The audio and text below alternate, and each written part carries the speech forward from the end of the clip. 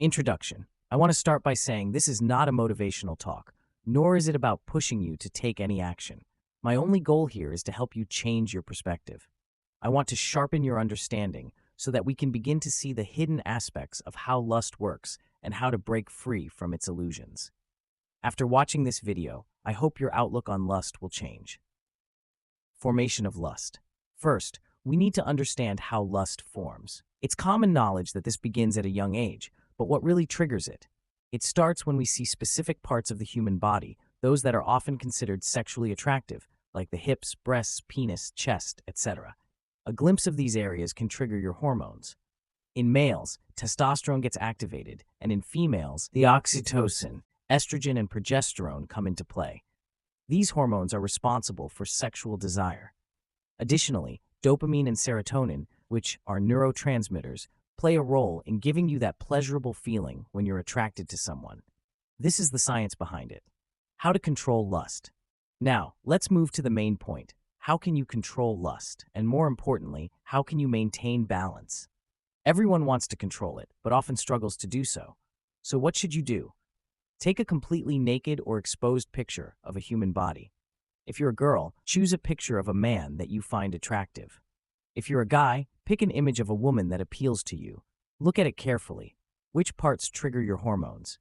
Is it the face, the chest, the hips, the penis, or the breasts? Next, compare those parts with your own body. Find the same regions on yourself, your chest, your hips, and so on. Here's what I want you to realize. There is no real difference. The structure is the same. The organs are just placed slightly differently.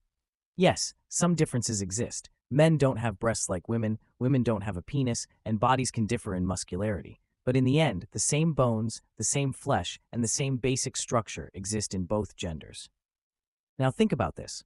Once life leaves the body, these bodies, no matter how attractive, are just going to turn into dust. No matter the color, shape, or form, all bodies will eventually decompose. With that in mind, should our attraction really be that strong? Understanding the illusion. Now let's take another step. Look at those naked pictures again and imagine this. What if the attractive face you see is replaced with the face of an animal? Would you still feel the same attraction? What if you replace the face with someone of the same gender? Would the desire still be there? The answer is no.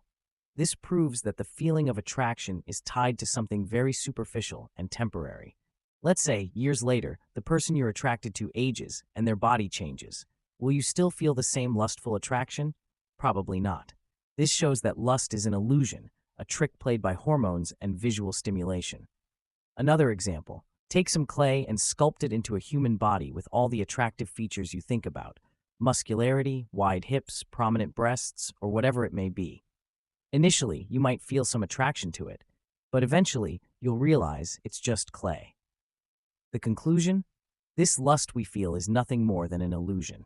It traps us into thinking that there is something unique about these physical forms, but in the end, everything fades and everything turns to dust. The role of masturbation. Let's face it, many people turn to masturbation when they feel overwhelmed by lust. But here's something to think about.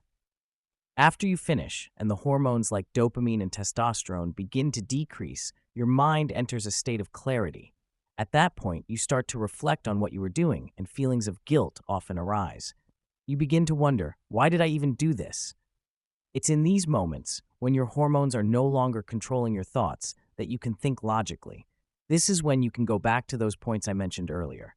How lust is just an illusion, how the body is temporary, and how everything fades. The clarity you get after each session of masturbation is your opportunity to realize the truth behind these fleeting desires. If you keep thinking about this after every session, day by day, you will begin to see how pointless and repetitive it becomes. Over time, you'll start to feel more guilty, more aware of the illusion, and eventually, you'll get to a point where you no longer feel the need to masturbate or view others through the lens of lust. So another point, when you are attracted to someone's beauty, you may not realize that you're not just drawn to the face, but to the specific positioning of the eyes, nose, lips, etc. Seriously, how illogical could this be? This means we're not experiencing lust with full awareness. It happens when our senses are diminished and hormones are at peak levels. Conclusion: In the end, remember that lust is an illusion. It's a trick your mind plays because of your hormones and desires. But if you constantly stay aware of this fact, you can start to control it. Nature has already shown us that this attraction is temporary, and so is the human body. What we are drawn to today will eventually fade. So, next time you feel overwhelmed by lust, take a step back and remind yourself, it's all an illusion. With this realization, you can begin to free yourself from its grip and see things with clearer eyes. The rest of us is essentially the same. Most people function normally, but you're drawn to someone's positioning or the composition of their external body, not to them as a person. This generally happens in lust. You actually fall for them by looking at their structure and positioning. Step back from it. Remove all those features and just imagine a plain face without those structures.